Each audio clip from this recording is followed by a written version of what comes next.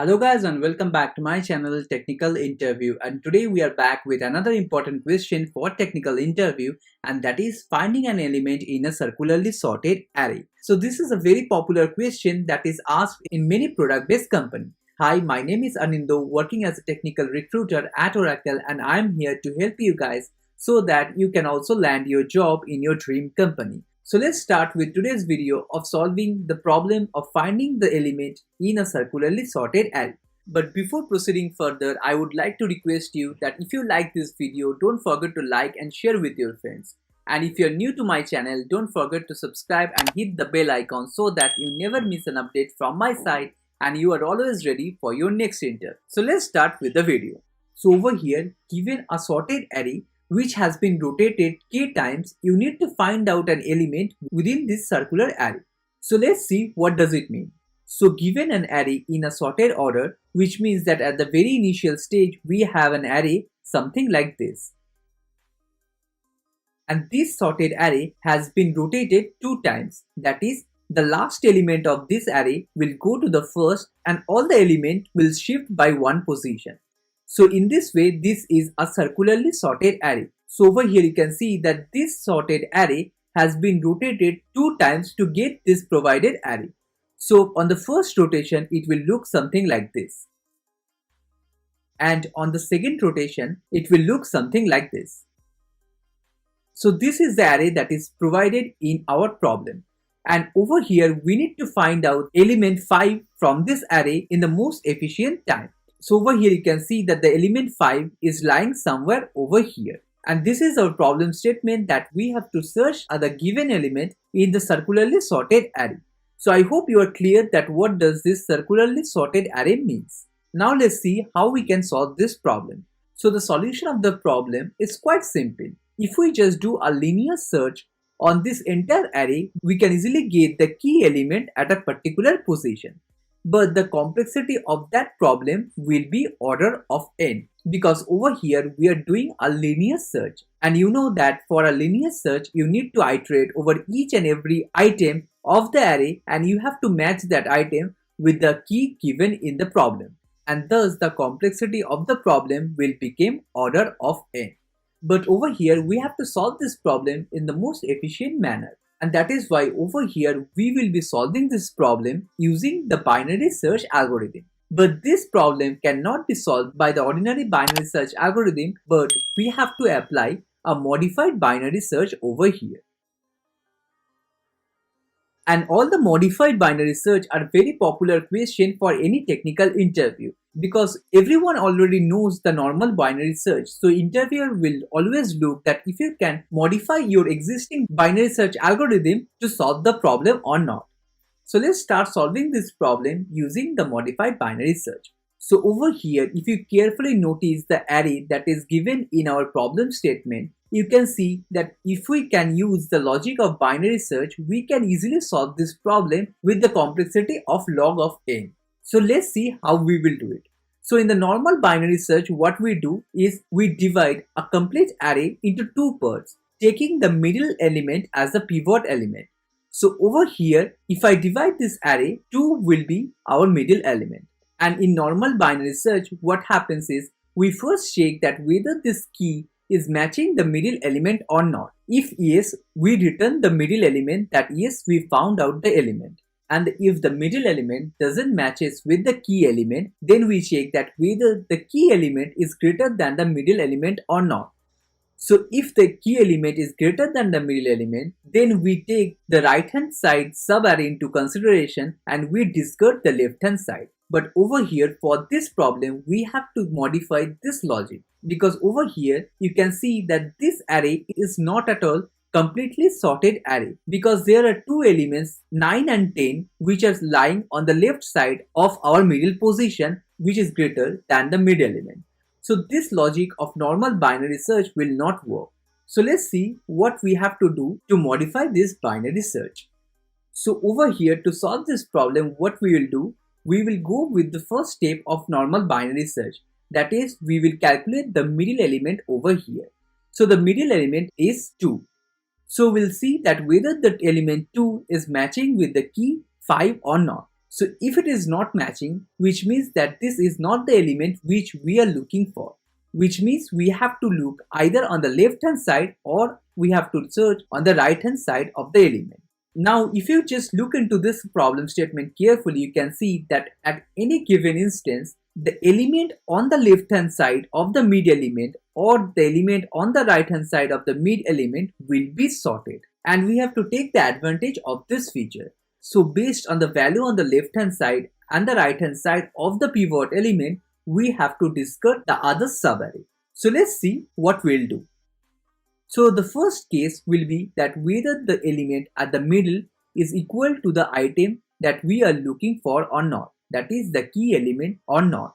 So if the middle element is equal to key element, which means that we have found out the element that we are looking for. Now comes the case 2, which is the first case of our modified binary search. So what we'll see that whether the subarray on the right hand side of the mid element is sorted or not. So if the element on the right hand side is already sorted, then we will be searching for the key element within this subarray. Otherwise, we will discard the right hand side subarray and we will go to the left hand side. So what we'll check over here that whether the subarray on the right hand side is sorted or not. So if this condition matches, which means that the array on the right hand side is in the sorted order. So over here, this element 9 will be pointed by the left hand pointer, the element 8 will be pointed by the right hand pointer, and 2 will be pointed by the mid pointer. So the first check that we are doing is whether the subarray over here on the right hand side is sorted or not. So if the subarray over here is sorted, then the next condition that we have to check is whether the element that we are looking for, that is key, lies within this range or not. So if this condition matches, means the value that we are looking for, that is 5, lies within this subarray on the right hand side. And thus over here we will apply our binary search algorithm, that is we will change our left hand side pointer from 9 to mid plus 1, that is 5, which means that right now we will be considering the right hand side subarray as our testing array. So if this condition matches, which means that our key element is present on the right hand side of the subarray. So over here we will change our pointer, that is our left pointer, to mid plus 1. And if this condition doesn't matches, means the element that we are looking for does not belong to this range, which means that the element should belong to the left hand side of the array. And thus we will change our pointer condition, that is right equal to mid minus 1. Similarly, over here for the case 3, we have to check that whether this subarray on the left hand side is sorted or not. So if the left hand side subarray is sorted, which means the else condition of this if, then we have to check that whether the element x lie on the left hand side subarray or not. And if the element that we are looking for is within the left hand side boundary, which means that now we have to take this left hand side subarray into consideration. Else we will take the right hand side subarray. So the logic of this problem is quite simple and easy to understand. It is just a modification of our plain old binary search. So if you see this condition over here, this is the similar logic of the binary search. The only thing that we are considering is we are just checking this condition over here, that whether the left hand side subarray is sorted or not. Because since this is a rotated subarray, it might happen that some of the sorted element that should be on the right hand side over here is now placed on the left hand side just because this is a key rotated array. And that is why you have to check this condition on which subarray your element can probably lie. And based on that, you just need to modify your plain binary search and you can easily get the solution of this problem. So hopefully you already got the concept of how we are solving this problem. So if not, do not worry, while we will be writing the entire code over here, it will be much more clearer to you. So let's start with the implementation of the Java code for this algorithm.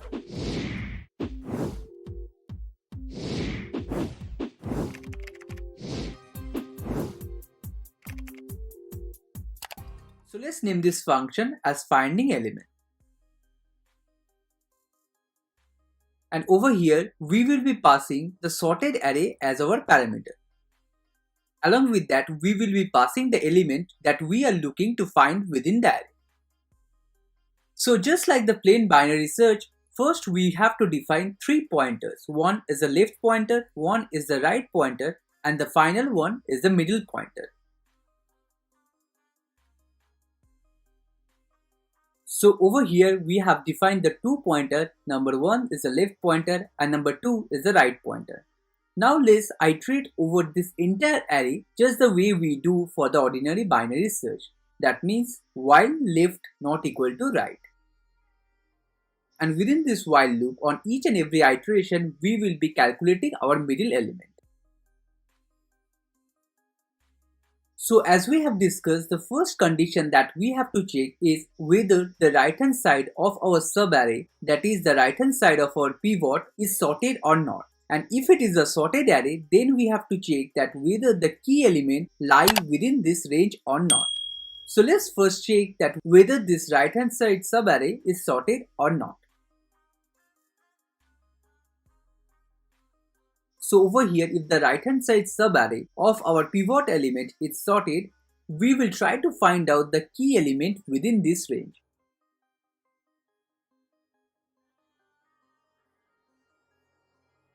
So this means that this part of the array is sorted and the element that we are looking for also lies on this subarray. So over here, according to the binary search algorithm, we have to discuss the left hand side subarray and we have to consider the right hand side subarray into consideration.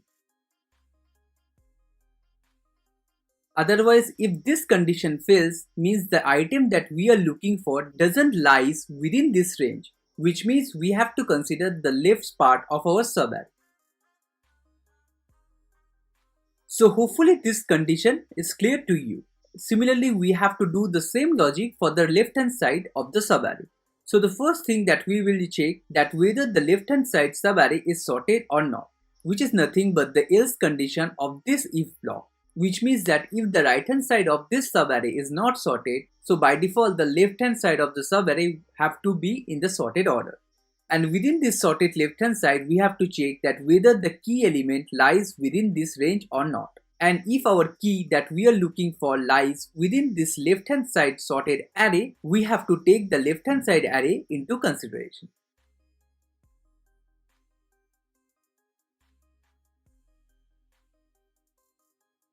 Else we will be taking the right hand side subarray. So this is basically the entire logic of the modified binary search. So over here you can see that we have done the exact thing what we normally do in the binary search. Only thing that we have changed is we have just modified the condition over here to check that whether the part of the array is sorted or not. So one more thing that we have to add over here is a termination condition for this while loop, and that is if the mid element is equal to the key element, then we will be terminating this loop, which is nothing but the base condition of our binary search, that if the mid element is our key element, then we have to return true from here. Otherwise, at the end of this function, we will be returning false from here, means we have not encountered the element that we are looking for within this array. So I hope you guys have completely understood the logic that we have implemented over here. This is a simple modification of our old binary search algorithm. So if you have any doubt in understanding the code, I will recommend you to take a dataset and do a dry run over this code so that it will be easy for you to understand that how this code is actually working. And do not worry about the code, I will be providing the code in the description below. Feel free to go through the code and try to understand the code deeply.